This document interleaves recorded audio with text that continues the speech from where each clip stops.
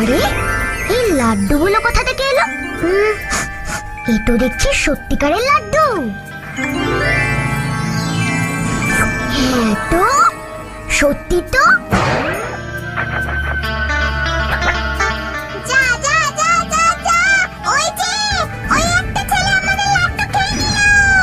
মা জানলে ভীষণ রেগে যাবে।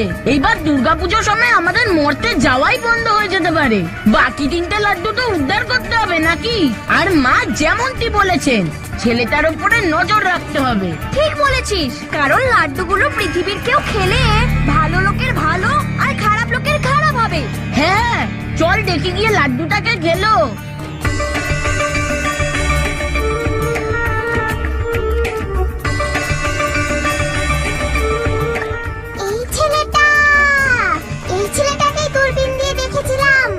আমাদের তাহলে ওকেই নজরে রাখতে হবে। ছেলেটা যদি ভালো হয় তো বেঁচে গেল। এমন লাড্ডু তো আমি জীবনেও খাইনি।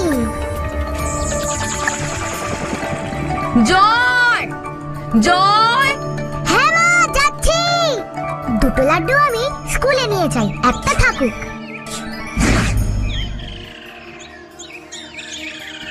ভুলুরে, অন্যদিন স্কুলে যেতে যে ভয় লাগে, সেই ভয় তো আজকে লাগছে না।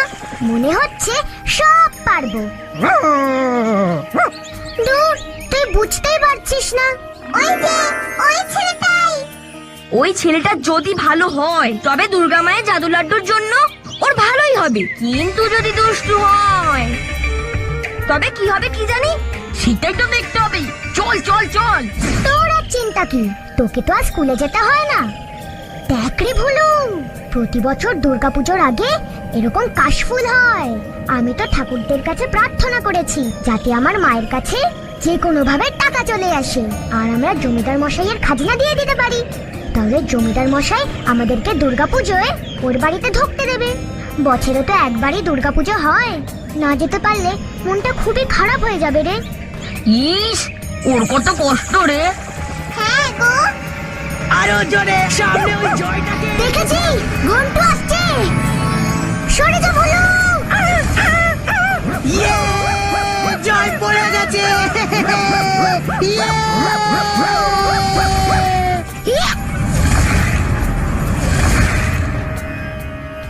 আরে, আমি এমন ঝাঁপ মারলাম কি করে আর পড়ে গিয়ে বেশি ব্যথাও তো লাগলো না। এ কি অবাক কাণ্ড, নিজেকে বেশ শক্তিশালী লাগছে তো। দেখলি, লাড্ডু খাওয়ার পর ছেলেটার ভালোই হচ্ছে। ঠিক তো। ঘন্টুটার খুব দুষ্টু, আমাকে না অকারণে বিরক্ত করে, আমাকে নিয়ে মজা করে। জমিদার মশাইয়ের ভয় ওকে কেউ কিচ্ছু বলতে পারে না। কি জানি দুটো ওখানে গিয়ে কি করছে। মা, দেখতে পেয়েছি ওদের। কোথায় ওরা? কি করছে? একটা ছেলের পেছনে পেছনে যাচ্ছে। মা, আমরা গিয়ে একবার দেখবো? হ্যাঁ, যাবি? হ্যাঁ মা। তবে যা, আমার যে খুব অস্থির লাগছে। তুমি একদম চিন্তা করো না মা, আমরা এক্ষুনি বেরিয়ে পড়ছি।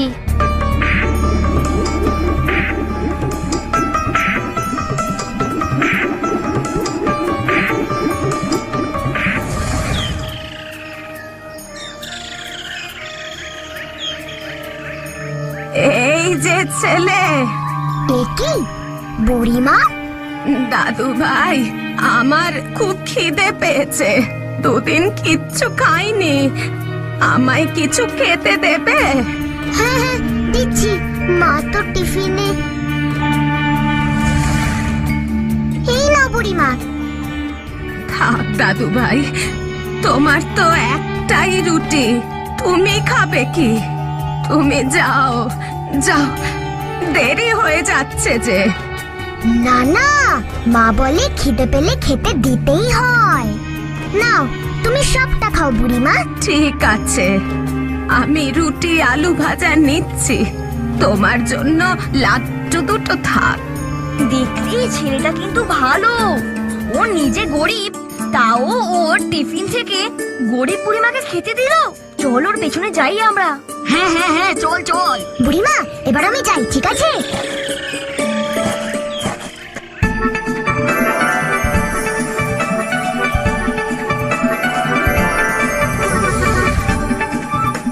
কিরে তোরা? হ্যাঁ, মা পাঠালেন। তোদের তো ফিরবার নামই